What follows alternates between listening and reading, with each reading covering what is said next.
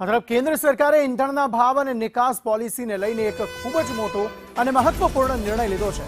સરકારે પેટ્રોલની નિકાસ પર હવે પ્રતિ લિટર ₹3નો નવો વિન્ડફોલ ટેક્સ એટલે કે નિકાસ ડ્યુટી ટેક્સ લાવ્યો છે।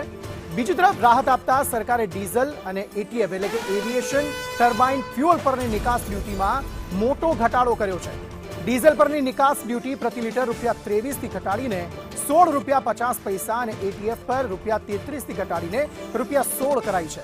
સરકારે અગાઉ માર્ચ 2026માં આ નિકાસ ડ્યુટી લાગુ કરી હતી, જેમાં હવે સુધારો કરીને પેટ્રોલને પણ ડ્યુટી હેઠળ આવરી લેવાયું છે।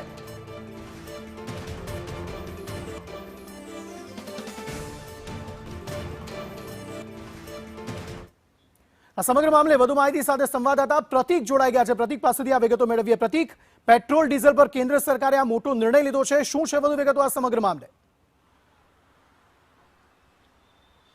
અંકિત, હાલ મિડલ ઈસ્ટના કારણે જે રીતે સ્થિતિ ઉદ્ભવી છે, ઘણા દેશોમાં ઈંધણની અછત સર્જાઈ છે। ખાસ તો ભારતની જો વાત કરવામાં આવે તો ભારતમાં પણ ગઈકાલે પેટ્રોલ ડીઝલના ભાવમાં વધારો કરવામાં આવ્યો હતો। જો કે આ વખતે સરકારે ખૂબ મહત્વનો નિર્ણય કર્યો છે, જેમાં જે ડીઝલ પરની નિકાસ ડ્યુટી છે ₹23થી ઘટાડીને ₹16.5 કરવામાં આવી છે। જે ખૂબ મોટો ફાયદો છે, કારણ કે જે ડીલર્સ આ ડીઝલ છે તે વિદેશમાં નિકાસ કરતા હતા, તે નિકાસ કરવામાં હવે તેમને ઓછી રકમ મળશે। આના કારણે ડીલર્સ છે તે આ ડીઝલની નિકાસ નહીં કરી શકે અથવા તો નહીં કરે, કારણ કે તેમને તેના ઉપર ઓછું ડ્યુટી મળી રહી છે। આ સાથે જ આ પ્રકારના જે નિર્ણયથી સ્થાનિક બજારોમાં ઈંધણની અછત નહીં સર્જાય। ખાસ કરીને જ્યારે કટોકટીની સ્થિતિ ચાલી રહી છે ત્યારે ઈંધણની અછત નહીં સર્જાય, આ મોટો નિર્ણય કરે છે। સાથે જ એટીએફમાં પણ ઘટાડો કરવામાં આવે છે, જેથી કરીને જે એરફેર છે એરફેર વધવાના શક્યતાઓ સેવવામાં આવી રહી હતી તે હવે શક્યતા ઉપર પૂર્ણ વિરામ લાગી ગયું છે। આ જે બંને કેન્દ્ર સરકાર દ્વારા નિર્ણય કરવામાં આવે છે તે સ્થાનિક બજારોમાં ઈંધણનો જથ્થો ખૂટે નહીં તેને ધ્યાનમાં રાખીને કરવામાં આવે છે, જે ખૂબ મોટી વાત કહેવાય। અને આ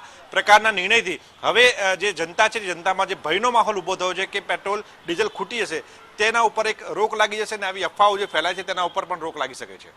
આભાર સમગ્ર માહિતી આપવા માટે।